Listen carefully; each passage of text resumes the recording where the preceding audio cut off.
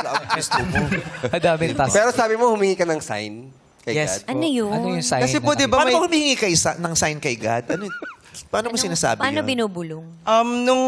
Nasaan ka nung hiningi mo yun? Nasa anong ano po? pagkakataon yun? Pauwi po ako ng school and then... Mga anong oras yan? Parang mga may mga 12. Ng tanghali? Tanghali. Ang agang natatapos pala ng eskwela nito. Paubasan Alas 12. siya. Dos. So, sobrang Nasaan tirik. ka? Nasa jeep? Nasa FX? Nag-aabang sa may Moraita, sa may tapat ng rekto, sa pagawaan ng mga libro.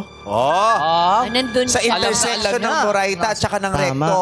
Na pag binaybay mo yung diretsyo ng Recto papuntang Divisoria sa Tatalon. Tama. Pag dito naman papuntang Gastambide. Tama. Nadadaanan ng Isitan Mall. Grabe. May Gastambide.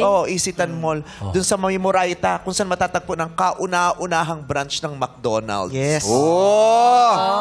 Sa tapat ng FE, yun nilagay ang pinakaunang branch ng McDonald's. Kailan nilagay? Bakit may Smith ka? Kailan nilagay yun? Bakit may Smith? Kailan nilagay? Last week. Unang-una last week lang yun.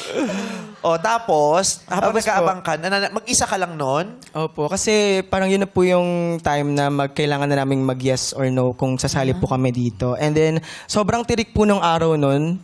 Sabi ko, Bukod sa araw, ano pang tirik doon? yung ulo ko. Kasi mga alas 12, namin tumitirik. Pag ganyan. Sasakyan, tumitirik. Kotse. Mata ng mga gutom na. Yes. Diba? Alas 12 ng tanghali, tumitirik ang mga kotse. Tama ka. Tama ka doon. Pag Yes. inatake. Pag inatake. Oo, kasi sa sobrang init. May mga Init nahihits eh. doon. Ano? Ay, Oo, high blood. Oo. Lungkot paka-OA ko. Ano pa?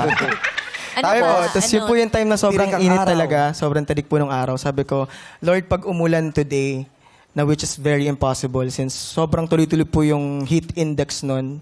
Parang Heat ilang index. Yes, parang ilang araw din kaming walang klase because of the heat index. Sabi ko, Lord, pag umulan ngayon, I'll say yes. Tapos po, sobrang bumugso po yung ulan po nun. Baka naman may kinakasal lang na ano. Wala kapre. Tikbalang. Oo. Tikbalang. Oo, tikbalang. Nagkataon lang. Anong oras ba kinakasal ng tikbalang? Ala, grabe. Tanghali din. Iba-iba. Usually, ngayon kasi nag-a-adjust sila kasi may showtime ako hanggang 2:30. Kaya nag-uusap kami sa chat group, may showtime pa ako. Mamaya I-delay na. nyo yan para Inurong makapunta ako. Kaya usually 4 o'clock. Baka 4. Tirik din yung araw. Tirik din yung araw. Ha? Tirik. Tirik. Oo, tirik din yung araw. Kailangan tirik yung araw kasi doon mo malalaman talaga. Pag tirik yung araw sa umulan, ay, may kinakasal na tikbalang. Anong oras umulan? Mga, ganun po. Ay, hindi yan yun. Tirik eh. Baka Alam mo, yun ang ano sa akin.